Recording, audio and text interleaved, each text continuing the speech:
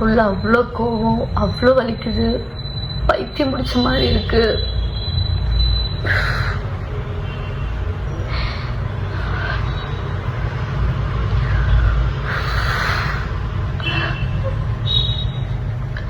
சரி, ஓகே, நான் அழுவாம என்ன விஷயம்ன்றத டக்குன்னு சொல்லிடுறேன். நம்ம சின்ன மருமகள் ஸ்வேதாவோட முன்னாள் கணவரான ஆதி மேல நிறைய திரை பிரபலங்கள் அடுக்கடுக்கான குற்றச்சாட்டுகள் முன் வச்சுட்டு தான் வந்துகிட்டு இருக்காங்க. இது எல்லாத்துக்குமே மௌனம் காத்த ஸ்வேதா இப்போ திடீர்னு ஒரு வீடியோ வெளியிட்டு ஆதியால அவங்களுக்கு என்னென்ன பிரச்சனைகள் நடந்திருக்கு அப்படின்னு சொல்லி ரொம்பவே மனம் உடைந்து போய் பேசியிருக்காங்க. நான் ஆதின்னு ஒருத்தனை லவ் பண்ணேன், மேரேஜ் பண்ணேன். மேரேஜ்னா ப்ராப்பர் மேரேஜ் கிடையாது, ரெஜிஸ்டர் மேரேஜ் பண்ணேன். எல்லாரையும் கூப்பிட்டு வச்சுட்டு அப்படிலாம் நான் பண்ணல. நான் வீட்டை விட்டு வந்துட்டேன். அவனுக்காக என் ஃபேமிலி, ஃப்ரெண்ட்ஸு, அப்பா, அம்மா, தம்பி எல்லாருமே விட்டுட்டு நான் போயிட்டேன். அவன் ஒரே ஒரு ஆளை நம்பி நான் போயிட்டேன். அது போகிறதுக்கு முன்னாடியே சார் வந்துட்டு நல்லா அது இதுன்னு பேசினாரு. பிஸ்னஸ் பண்ண போகிறேன், அதை பண்ண போகிறேன்னாரு. நான் அவனை ரொம்ப நம்பிட்டேன். ஐயோ, லவ் பண்ணுற பையன், இனிமேல் இவன் மட்டும்தான், நம்ம லைஃப்பில் வேறு யாரும் வரக்கூடாது, இவன் தான் அப்படின்ட்டு இருந்தேன். அப்போது அவன் பேசுனதெல்லாம் நம்பி அவன் இது ஆயிடுச்சு, லாஸ் ஆயிடுச்சு அப்படின்னு அடிக்கடி சோகமாக உட்காருவான். நான் பைத்தியக்காரி மாதிரி நான் போட்டிருந்தது எல்லாத்தையும் எடுத்துகிட்டு போய் கொடுத்துட்டேன். அவனுக்கு செயினு, கம்பல், நான் போட்டிருந்த ரிங்கு, காலேஜ் படிக்கும் போது எல்லாமே எடுத்துகிட்டு போய் கொடுத்துட்டேன். எல்லாம் எடுத்துகிட்டு போய் கொடுத்துட்டு சார் வந்துட்டு அப்போவே அந்த கேமிங் அது இதுன்னு சொல்லி போட்டிருக்காரு. எனக்கு அது தெரியாது. வீட்டில் ஒன்றா நான் ஒன்றுத்துக்கும் காணாமல் போனதுக்கு சாக்கு சொல்லிகிட்டே இருந்தேன். ஒரு கட்டத்தில் தெரிஞ்சு போச்சு. வீட்டில் தெரிஞ்சு அவனை கூப்பிட்டு திட்டி அடித்து நல்லா பயங்கர அடி வாங்கினேன் அவனுக்காக. வீட்டில் அடித்து எல்லாம் பண்ணாங்க. பார்த்தா எடுத்துகிட்டு போய் எல்லாத்தையும் விற்றுட்ருக்கேன் அப்படின்னு சொல்லி சொல்கிறான் என்கிட்டயே. நீ மற்றவங்க கிட்ட போய் சொல்ல நடிடா, நான் உன்னை நம்பி தான் நான் கொடுத்தேன், எனக்கே தெரியாமல் அது எப்படி பண்ணேன்னு சொல்லி கேட்டு அது ஒரு பெரிய பிரச்சனை போச்சு. நான் அப்போ காலேஜ் ஃபஸ்ட் இயர் படிச்சுட்டு இருந்தேன். வீட்டில் தெரிஞ்சு போய் இப்படி உன்கிட்டயே நகை வாங்கிட்டு இப்படிலாம் பண்ணிகிட்ருக்கேன், அந்த பையன் கரெக்டான பையன் கிடையாதுன்னா அவ்வளோ சொன்னாங்க, அவ்வளோ அடித்தாங்க, திட்டினாங்க. கேட்கல, யார் பேசுமே கேட்கல. நான் இல்லை அவனா அப்படின்ட்டு இருந்தேன். அப்புறம் நம்மளை வந்து பிரிச்சுருவாங்க, நம்ம ஒரு சைன் போட்டுட்டா நம்மளை யாருமே வந்து பிரிக்க முடியாது அப்படின்னு சொன்னால். எனக்கு அப்போ 21 தான் ஏஜ். அப்போ நான் ரொம்ப பெரிய தப்பு பண்ணிட்டேன் என் லைஃப்பில். இப்போ வரைக்கும் ஒரு செகண்டும் நான் அதை நினச்சி ரொம்ப ஃபீல் பண்ணுறேன். அன்னைக்கு நைட்டு நான் அந்த டிசிஷன் எடுக்காமல் இருந்திருக்கலான்னு சொல்லிட்டு போயிட்டேன். நான் போனால் அவங்க வீட்லேயுமே வந்து சேர்த்துக்கல. ஃபுல்லாக அவனோட அங்கே இங்கேன்னு கோவில், சாப்பிடாம தூங்காமல் ட்ரெஸ் மாற்றாமல் ஃபுல்லாக சுற்றிட்டு நான் அந்த ட்ரெஸ்ஸோடவே நான் இருந்திருக்கேன். அப்புறம் அவங்க வீட்டில் ஒரு கட்டத்தில் வந்துட்டு சரி ஓகே அப்படின்னு சொல்லிட்டாங்க. போயிட்டு என்னால் அங்கே இருக்க முடியல. ஏன்னா இவன் வேலைக்கு போகல, நான் அவங்க வீட்டில் இருக்கேன். அவங்க வீட்டில் இருக்கவங்க அவங்க வேலைக்கு போயிட்டு வந்துட்டு எங்களுக்கு சாப்பாடு போட்டுட்ருக்காங்க. எனக்கு அது பிடிக்கல. நம்ம போகலாம், நம்மளை பார்த்துக்கலான்னு சொல்லிட்டு நான் கூட்டிகிட்டு வந்துட்டேன் சென்னைக்கு. வா, நம்ம போகலாம், நம்ம வேலை பார்த்துக்கலாம் அப்படின்னு சொல்லிட்டு. அதுக்கு முன்னாடியே நான் ஸ்கூல் காலேஜ், நான் 10th படிக்கும் போதுலேருந்து மாடலிங்கு, ஷார்ட் ஃபிலிம்னு 10th படிக்கும் போதுலேருந்து நான் எல்லாமே பண்ணியிருக்கேன். நான் 10th +1 படிக்கும் போது வெப் சீரிஸ் பண்ணியிருக்கேன். அப்பத்துலேருந்தே எனக்கு இதுதான் நம்ம பண்ண போகிறோம் அப்படின்றது மைண்டில் இருந்துச்சு. காலேஜ் படிக்கும் போது நிறைய ஆப்பர்ச்சுனிட்டிஸ் வந்துச்சு. ஆனால் அம்மா வந்துட்டு இப்போதைக்கு நீ பண்ணாத, டிகிரி முடின்னு சொன்னதுனால நான் எதுவுமே பண்ணவே இல்லை. அப்போ வந்ததுக்கப்புறமா தான் இந்த மாதிரி சீரியல் சான்ஸ் கிடச்சிது. சீரியல் பண்ணேன், நைட்டு பகல்னு. சின்ன மருமகளுக்காக நான் அவ்வளோ கஷ்டப்பட்டிருக்கேன். நான் என்னோட எஃபர்ட் ஃபுல்லாக போட்டு நான் வந்துட்டு அதில் ஏதோ அது எனக்கு தெரியாததெல்லாம் தெரிஞ்சுக்கிட்டு நடிக்க தெரியல, அது இதுன்னு வந்துச்சு. கான்ட்ரவர்சி எல்லாத்தையும் தாண்டி இப்போது ஏதோ சின்ன மருமகள்ன்ற ஒரு நல்ல சீரியலில் நான் இருக்கேன். அது பிகினிங் ஸ்டேஜ்லேருந்தே இவன் கூட இருக்கான். ஆனால் இவன் எதுவுமே பண்ணல. நான் மட்டும்தான் வீட்டில் வேலைக்கு போயிட்டு இருந்தேன். எங்ககிட்ட ஒன்றுமே கிடையாது. கொஞ்சம் கொஞ்சமாக வீடுன்னு போய் எல்லாமே ஒரு பொருளாக வாங்கி ஒரு ப்ராப்பர் வீடாக எல்லாமே அப்படி ஃபுல்லாகவே ரெடி பண்ணது எல்லாமே நான் ஒருத்தி வேலைக்கு போனதுனால மட்டும்தான். நான் நைட்டு பகல்னு கஷ்டப்பட்டு அந்த காசெல்லாம் நான் உனக்கு தான் செலவழிச்சிருக்கேன். ஏன்னா நீ எனக்கு வேணும், உனக்காகன்னு இந்த 2.5 வருஷம் நான் சீரியல் போனதை ஃபுல்லாக நான் உனக்கு தான் கொடுத்துருக்கேன். அது நான் ஒரு நாள் கூட நான் ஏண்டா அப்படின்னு நான் சொல்லி நினச்சதே இல்லை. நான் உனக்கு அவ்வளோ உண்மையாக இருந்தேன். அதுவும் போனதுக்கு அப்புறமா தான் இந்த மாதிரி கேஸ் இருக்குன்னு சொல்லி சொன்னேன். சரி ஓகே, ஃபியூச்சரில் அது நமக்கு பிரச்சனை இருக்கக்கூடாதுன்னு நான் தான் அந்த கேஸை வந்துட்டு திருப்பி இது பண்ணி சரி பண்ணணும்னு சொல்லி அந்த கேஸ்க்காக எவ்வளோ கடன் வாங்கி எவ்வளோ கொடுத்துருப்பேன். இப்போ வரைக்கும் நான் அந்த கடனை கட்டிக்கிட்டு இருக்கேன்டா. ஆனால் அசால்ட்டா நீ வந்து பேசிட்டு போற, எனக்கு புரிய மாட்டேங்குது.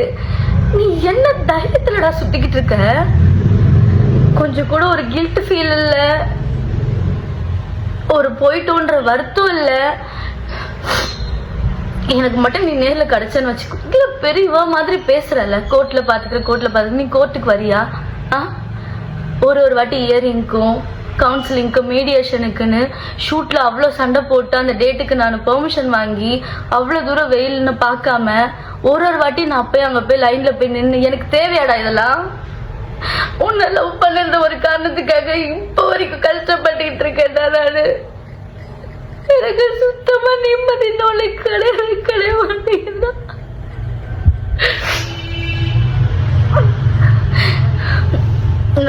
நான் வந்துட்டு குழந்தை சாக்லேட் கொடுத்து என்ன சமாதானப்படுத்துறீங்க வீடியோ போட்டு. என் பெர்மிஷன் இல்லாம எப்படா நீ போடுவேன்? அந்த ஒரு வீடியோ போட்டோ எடுத்தது எல்லாமே நான் தான். நான் உன்னை நம்பிதானே இருந்தேன், நம்பிதானே அந்த போட்டோஸ் எல்லாம் எடுத்தேன். எப்படி என் பெர்மிஷன் இல்லாம உங்ககிட்ட போனும் இல்லாம எப்படி அந்த போட்டோஸ் நீ எடுத்த? உனக்கு போன்ல எல்லாமே தெரியும். உன்னோட பிரெயினை எந்த மாதிரிலாம் யூஸ் பண்ணணுமோ அதுக்கெல்லாம் யூஸ் பண்ணாம இப்படி சில்லறத்தனமான வேலைக்கெல்லாம் யூஸ் பண்ணி போட்டோஸை ஃபுல்லா எடுத்து அதை ஃபுல்லா போட்டு ஒரு சிம்பத்தி கிரியேட் பண்ணி ஸ்வேதாவோட புருஷன். நல்லா இருக்குல்ல உனக்கு இந்த டைட்டில்? சீ, வெக்கமா இல்ல உனக்குலாம்? நீ யாரு? உன்னை யாருக்காச்சும் தெரியுமாடா? நீ வேலைக்குன்னு ஒண்ணு போயிருக்கியா? ₹1 அருமை தெரியுமாடா உனக்கு?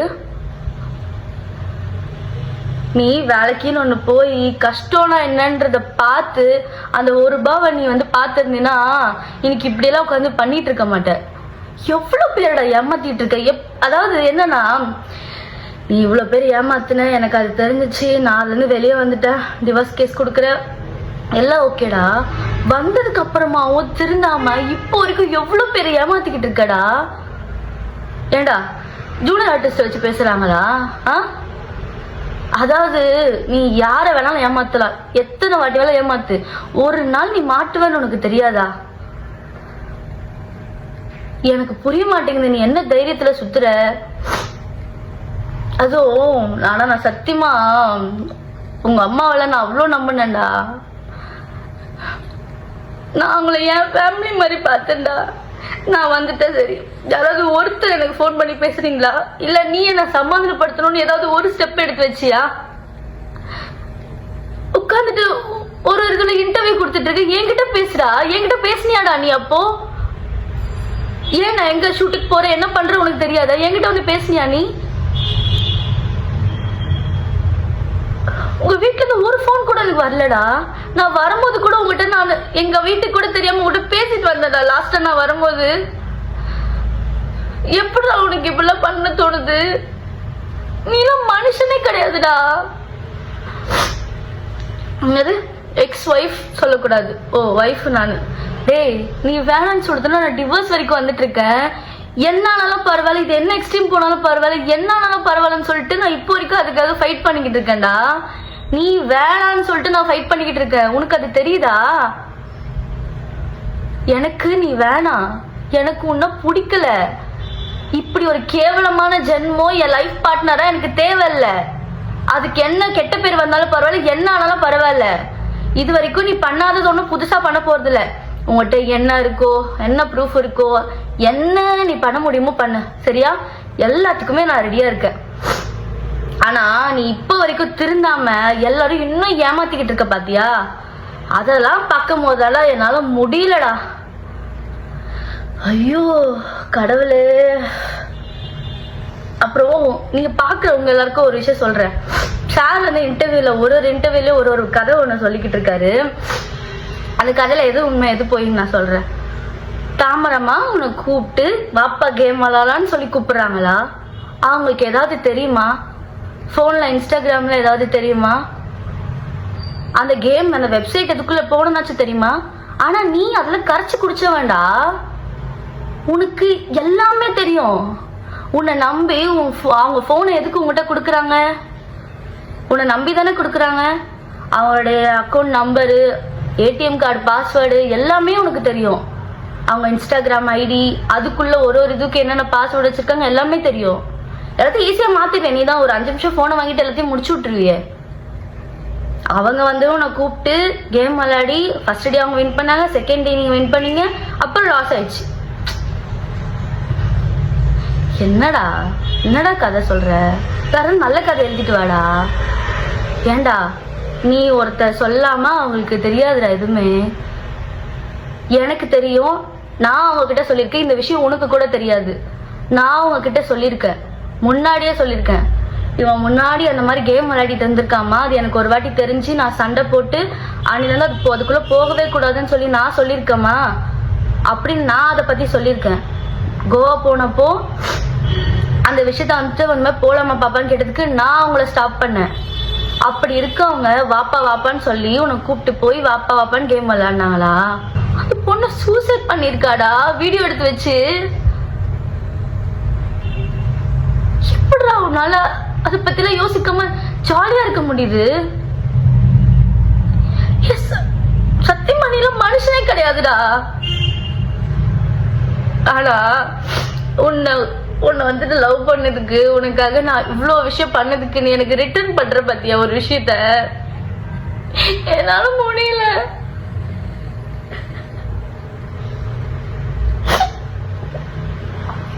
என்னால நிம்மதியா வேலை பார்க்க முடியல. எங்க போனாலும் நிம்மதியா இருக்க முடியலடா. என்ன ஃபாலோ பண்றியா, போனை ஹேக் பண்றியா, யாருக்கும் என் கான்டாக்ட்ல இருக்கவங்களா மெசேஜ் அனுப்புறியா? அப்புறம் என்னடா நீ? நான் இதை வேணான்னு டிசைட் பண்ணிட்டு வந்திருக்கேன். நான் உனக்கு குழந்தை கிடையாது. சுத்தி இருக்கவங்க எல்லாரும் சொல்றத சரிங்க சரிங்கன்னு தலையாட்டிட்டு பண்றதுக்கு. உன் கூட நான் 2 வருஷம் குப்பை கொட்டிருக்கேன்டா. நீ என்ன சுச்சுவேஷனுக்கு என்ன பண்ணுவ ஏது பண்ணுவேன்னு கொஞ்சமாச்சும் எனக்கு தெரியாது? நீ இவ்வளவு போட்டுக்கிட்டு இருக்கிய ஒரு டிராமா, அதுல கொஞ்சமாச்சும் எனக்கு தெரியாதா எது உண்மை எது பொய்யா இருக்கும்னு? என்ன நினைச்சுக்கிட்டு சரிப்பா நீ சொல்ற மாதிரி பிரில்லியன்ட் தான். நானு ஊர்ல இருக்க கதையெல்லாம் நான் வந்து சொல்றதெல்லாம் நம்பிட்டேன்னா, அதனாலதான் இவ்வளவு நாளா என்ன நீ வந்து முட்டாளாக்கிட்டு இருந்திருக்க. ஆனா உங்ககிட்ட கெஞ்சி கேட்கிறேன்டா, தயவு செஞ்சு நிம்மதியா விடுற. என்ன இப்படி டார்ச்சர் பண்ணாதடா. நான் எதனா பண்ணணும்னு எனக்கு பயமா இருக்குடா. நீ ஒரு மாதிரி என்ன பண்ற தெரியுமா? சைக்கோ மாதிரி பண்ற. நீ சிரிச்சுக்கிட்டே ஒரு சைக்கோ பண்ணுவான் தெரியுமா? பண்ண வேண்டிய விஷயத்துல அந்த மாதிரி பண்றடா. நீ பண்றப்ப அவங்க வீட்டுல இருக்கவங்களுக்கும் போகும்டா. ஆனா எல்லாரும் சொல்றாங்க, எல்லாருமே சேர்ந்து ஃபேமிலியோட தான் பண்றீங்க எல்லாம் சொல்றாங்க, நானும் பாக்குறேன். ஆனா அவங்களாம் பாவம்டா, அவங்க வீட்டுல இருக்கவங்களும். ஆனா இப்படி உங்க அம்மா தாண்டா உனக்கு எடுத்து வச்சிருக்கா. உங்க அம்மா தாண்டா இப்படி ஒருத்த காலேஜ் படிக்கும் போதோ ஸ்கூல் படிக்கும் போதே ஃப்ராடுத்தனம் பண்றா, இவ்வளவு ஏமாத்திட்டு சுத்திட்டு இருக்கான்னு தெரிஞ்சிருந்ததுன்னா அப்பவே உனக்கு ஏதாவது பண்ணிருக்கணும்டா. உன்னை இவ்வளவு நாள் வந்து சப்போர்ட் பண்ணிட்டு நீ பண்ற தப்புக்கெல்லாம் கூடவே வந்துட்டு இருக்காங்க பாரு. உங்க மீடியால இந்த இன்டர்வியூ எல்லாம் எடுக்கிறீங்க தெரியுமா, அவங்க கிட்ட நான் தயவு செஞ்சு கேக்குறேன், தயவு செஞ்சு அவன் ஒரு ஆளுன்னு சொல்லிட்டு உட்கார வச்சு இன்டர்வியூ எடுத்துட்டு இருக்காதீங்க. 10 பைசாக்கு பிரோஜனம் கிடையாது. உங்களுக்கு வியூஸ் வேணும், இல்லை வந்து கண்டென்ட் வேணும், கொஞ்ச நாளைக்கு நீங்கள் போடணும் அப்படின்னு சொல்லிட்டு இந்த மாதிரி தப்பான ஒரு விஷயத்த, கேவலமான ஒரு ஜென்மத்தை வந்துட்டு நீங்கள் வந்து என்கரேஜ் பண்ணாதீங்க. அவருக்கு திருந்த மாட்டான், அவன் இப்படியே தான் இதை கண்டினியூ பண்ணிக்கிட்டு இருப்பான். ஆனா நீ பண்ற எல்லாம், நீ யாரை ஏமாத்தலாம், போலீஸ் ஸ்டேஷனில் இருக்கவங்களை ஏமாற்றலாம், கோர்ட்டை ஏமாற்றலாம். கோர்ட் வந்துட்டு லா அண்ட் ஆர்டர் தான் நீ சார் மதிப்பீங்கல்ல? எப்படி சார் நீங்கள் லா அண்ட் ஆர்டர்லாம் மதிப்பீங்க? ஃபஸ்ட்டு நீங்கள் கோர்ட்டுக்குன்னு ஒன்று போகணும். உங்கள் கேஸ்க்காக இருந்தாலும் சரி, இல்லை உங்கள் ஒய்ஃபோட கேஸ்க்காக இருந்தாலும் சரி, நீங்கள் கோர்ட்டுக்கு போய் அட்டன் பண்ணணும். ஏதோ ஒரு ஊரில் போய் மறைஞ்சு போய் உட்காந்துக்கிட்டு நம்பரை மாற்றிட்டு ஒய்ஃபைல உட்காந்து பேசிகிட்டு இருக்கக்கூடாது, சரியா? ஃபஸ்ட்டு நீங்கள் எல்லாத்தையும் ஃபேஸ் பண்ணுறதுக்கு ரெடியாக இருந்தீங்கன்னா ஃபேஸ் பண்ணணும். உட்காந்து இந்த மாதிரி இன்டர்வியூவில் உட்காந்து ஃபேஸ் பண்ணிட்டு இருக்கக்கூடாது. நேரில் வந்து ஃபேஸ் பண்ணணும், புரியுதா? சி, எனக்கு அசிங்கமாக இருக்குடா. உன்னதான் இவ்வளோ நல்லா நான் லவ் பண்ணிட்டு இருந்தேன் நான் நினைக்கும் போது.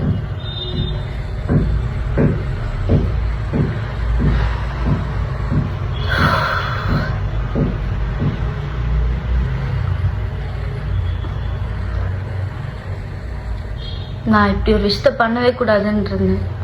நீ என்ன வேணாலும் பேசிட்டு போ, உனக்கா வந்து தெரியும் நம்ம பண்ணிட்டே இருக்கோம், தப்பு பண்ணிட்டே இருக்கோன்னு சொல்லி என்னைக்காச்சும் ஸ்டாப் பண்ணுவேன், நிப்பாட்டுவேன், திருந்துவேன் அப்படின்னு நினச்சிட்டு இருந்தேன். ஏன்னா திருந்தவே மாட்டேன். அதனால தான் இன்னைக்கு நானே ஓகே, நீ என்னடா சொல்கிறது, நானே சொல்கிறேன்னு என்ன வேணாலும் பண்ணிக்கோ, சரியா? ஆனால் நான் உன்னால் ரொம்பவே மென்டலி அஃபெக்ட் ஆகிருக்கேன். நீ மென்டலாக கிட்ட இருக்கடா என்ன? உன்னால பைத்தியம் பிடிக்குதுடா எனக்கு. நான் நல்லா தூங்கி எத்தனை நாளாச்சு தெரியுமாடா உனக்கு? நான் சரியா சாப்பிட மாட்டேங்கிறேன், தூங்க மாட்டேங்கிறேன், வெயிட் போட்டுட்டு போகுது நான் சரியா சாப்பிடாம. என்னால ஃபுல் ஃபோக்கஸ்டா ஒரு வேலையை பண்ண முடிய மாட்டேங்குதுடா. நீலாம் மனுஷனா இருந்தா உனக்கு தெரியும் ஆப்போசிட்ல இருக்கவங்க ஃபீலிங்ஸ் எப்படி இருக்கும், அவங்க ஃபீலிங்ஸை மதிக்கணும்னு உனக்கு தெரியும். நீலாம் மனுஷனே கிடையாதுடா. உனக்கு சாப்பாடு போட்டவங்களையும் நீ பேசுவ. ஏண்டா வாய்க்கு செம்ம பேசுறிய எல்லார பத்தியும். தாமரமா இன்னைக்கு அவங்க என்ன வேணாலும் பேசிட்டு போட்டேன்டா, உன்னை பத்தி தப்பா கூட சொல்லிட்டு போட்டோம். உனக்கு மனசாட்சின்னு ஒண்ணு இருக்கும்ல. அவங்க எத்தனை நாள் நமக்கு யாருமே இல்லாதப்போ அவங்க கூட நின்று இருக்காங்க, நமக்கு சாப்பாடு போட்டிருக்காங்க. அதெல்லாம் உனக்கு அவங்கள பத்தி பேசும்போது வாயில வரும்போது ஒரு வாட்டி கூட உனக்கு தோணாதாடா? இப்ப நான் இதை பேசினா வந்து அவங்க எனக்கு சப்போர்ட் பண்ணி பேசினாங்கன்னு சொல்லுவேன். என்ன வேணாலும் சொல்லிக்கோடா. உன்னால நிறைய ஒரு நல்ல ஒரு ஹார்ட்டை, நல்ல ஒரு சோலை, நல்ல ஒரு மனுஷங்களை உன்னால நான் இழந்துட்டேன்டா. ஆனா நீ பண்றதுக்கெல்லாம் உனக்கு ரிட்டர்ன் நல்லா வரப்போதாது. நீ நினைச்சிட்டு இருக்கியா நீ ஊர்ல இருக்கவங்களுக்கு ஜஸ்டிஸ் வாங்கி தர? அப்புறம் எங்க அது வேலை பார்க்குற அசிஸ்டன்ட் டைரக்டர்? எந்த படத்துல இருந்து சீரியல் அசிஸ்டன்ட் டைரக்டர் உன்னை வேலைக்கு வச்சிருக்காங்க? ஏன்டா இப்படி பொய்க்கு மேல பொய் சொல்லிட்டு இருக்க? போதும்டா, நிப்பாட்டுடா. நிம்மதியா இருக்க விடுறா. நீ நிம்மதியா உன் வேலையை பாருடா. உன் வேலையை பார்க்கறத விட மற்ற எல்லாமே பண்ணுவ நீ. ஆனா என்ன இந்த மாதிரி ஆக்கிட்டல, பைத்தியம் முடிச்ச மாதிரி ஆக்கி வச்சிட்டல என்ன? உன்னால பைத்தியம் முடிச்ச மாதிரி இருக்கேன் நானு. என்னால ஒழுங்கா வேலை பார்க்க முடியல. நான் குண்டாயிட்டேன்னு வேற எல்லாரும் சொல்றீங்க தெரியுமா? நான் ப்ராப்பரா சாப்பிட்டு தூங்கி ரொம்ப நாள் ஆச்சு. டேப்லெட்ஸ் எடுத்துட்டு இருக்க, தூக்கம் வரலனா. ஆனா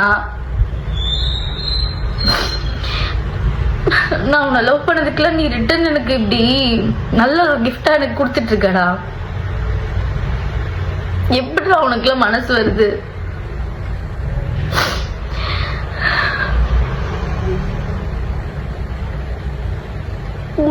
உனக்காக போய் என் அம்மாவெல்லாம் விட்டுட்டு வந்தேன் நானு.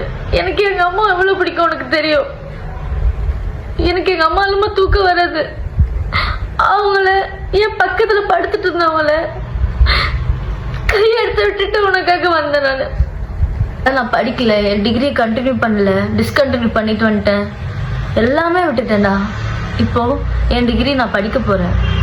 நான் எக்ஸாமுக்கு அப்ளை பண்ணியிருக்கேன். எல்லாத்தையும் திருப்பி நான் ஃபர்ஸ்ட்ல இருந்து ஸ்டார்ட் பண்ணிட்டு இருக்கேன். இந்த 2 வருஷம் வேஸ்ட் பண்ணதெல்லாம் திருப்பி நான் எடுக்கிறோன்னு ட்ரை பண்ணிட்டு இருக்கேன். என்னை நிம்மதியா விடுடா. நீ வேணான்னு சொல்லி நான் ஃபைட் பண்ணிட்டு இருக்கேன் ஆதி. நான் திரும்பி வரமாட்டேன். நீ வேணான்னு நான் ஃபைட் பண்ணிக்கிட்டு இருக்கேன். நான் ஒன்றும் உன் ஒய்ஃப் கிடையாது. அது கோர்ட் டிசைட் பண்ணட்டும். கோர்ட் ஒன்று வற்புறுத்தி என்னை வந்துட்டு உன் கூட வாழ வைக்க போகிறது கிடையாது. நீ வேணான்றதுக்கு நான் எங்கே போய் என்ன ஃபைட் பண்ண வேணாலும் பண்ணுவேன். நீ எனக்கு வேணாம். சும்மா ஒய்ஃப்னு பேசிட்டு தெரியாத. சி, இப்படி வாய் குசாம உனக்கு ஏன் மனுஷனே கிடையாதுடா. எனக்கு உன்னை பத்தி திட்டுறதுக்கு அந்த ஒரு வார்த்தை தானே வாயில வருது. இல்ல மனுஷ ஜென்மமே கிடையாதுடா. நீ பண்ற தப்புக்கெல்லாம் ப்ரூஃப் இல்லைன்னு ஜாலியா சுத்திட்டு இருக்கியா ஆதி? கடவுள் எல்லாத்தையும் பார்த்துட்டு இருக்காருல ஆதி. அவரு யார் யாருக்கு எதாவது எப்பப்போ கொடுக்கணுமோ அதை தான் அப்பப்போ கொடுக்கதான் போறாரு. நீ பார்க்கதான் போற பாரு. நீ யார வேணாலும் ஏமாத்தல, அவர் ஏமாத்த முடியாதுல்ல. தயவு செஞ்சு எல்லாரையும் கெஞ்சி கேட்குறேன். இந்த மாதிரி தப்பான ஒரு விஷயத்த, இந்த மாதிரி தப்பான ஒரு ஆளை என்கரேஜ் பண்ணாதீங்க. உட்கார வச்சு அவனை வந்துட்டு இன்டர்வியூ எடுத்துட்டு இருக்காதீங்க.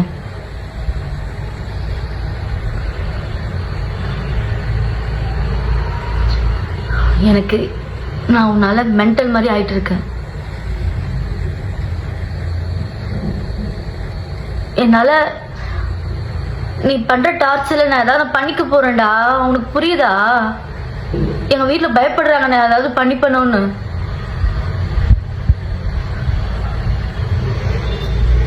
அட்லீஸ்ட் என்னை நிம்மதியா விடு. நான் ஒருத்தி சொல்லி இந்த வீடியோ போட்டு ஒன்றும் மாற போறது கிடையாது. ஆனா நான் உன்னால அஃபெக்ட் ஆயிட்டு இருக்கேன். அதை நான் உங்ககிட்ட சொல்றேன். உங்க எல்லார்கிட்டயுமே நான் சொல்றேன், நான் ரொம்ப அவனால அஃபெக்ட் ஆயிட்டு இருக்கேன். எனக்கு எதனா ஒன்று ஆச்சுன்னா கண்டிப்பா அதுக்கு அவன் மட்டும் தான் காரணமா இருப்பான்.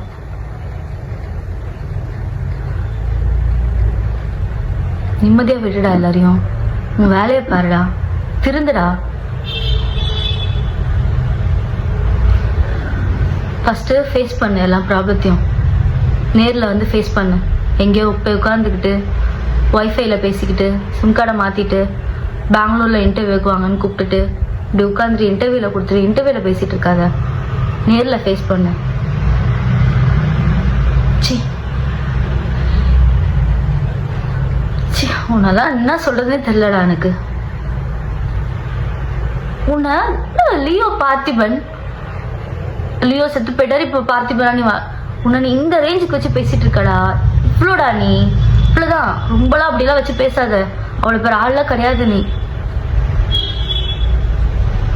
ஒருத்தவங்களோட ஃபீலிங்ஸை, மனுஷங்களை, மரியாதை, இது எதுவுமே உனக்கு வந்து எப்படி மதிக்கணும் இது எதுவுமே உனக்கு தெரியாது. உனக்கு இது எதுவுமே சொல்லி கொடுத்து வளர்க்கல. என்னெல்லாம் அதெல்லாம் சொல்லி கொடுத்து வளர்த்துருக்காங்க. நான் சின்ன வயசுலேருந்து எப்படி வளர்ந்துருக்கேன் எல்லாமே எனக்கு தெரியும். என்னை சுற்றி இருக்கவங்களுக்கு தெரியும் என்னை எப்படி எல்லாம் சின்ன வயசுலேருந்து வளர்த்தாங்க. ஆனால் என்னை இவ்வளோ வளர்த்து உங்ககிட்ட போய் நான் வந்துட்டேன் பார்த்தியாடா. எனக்கு அதை நினச்சாதான்டா. எப்படி வளர்ந்த பொண்ணு தெரியுமாடா நான்.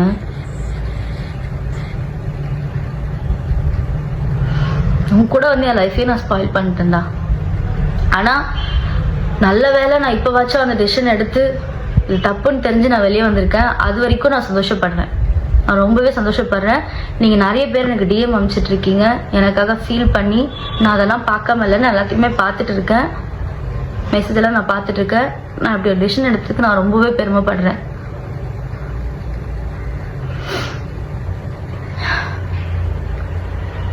போதும் ஆதி, ப்ளீஸ் நிப்பாட்டு, திருந்து. கவர்மெண்ட் போலீஸ் தயவு செஞ்சு இவன் மேலே என்ன ஆக்ஷன் எடுக்கணுமோ இந்த ஃப்ராடை வந்துட்டு இன்னும் இப்போ இது போய் கண்டினியூ பண்ணாமல் இருக்காமல் இருக்கிறதுக்கு நீங்கள் என்ன பண்ணணுமோ அதை பண்ணுங்க தயவு செஞ்சு.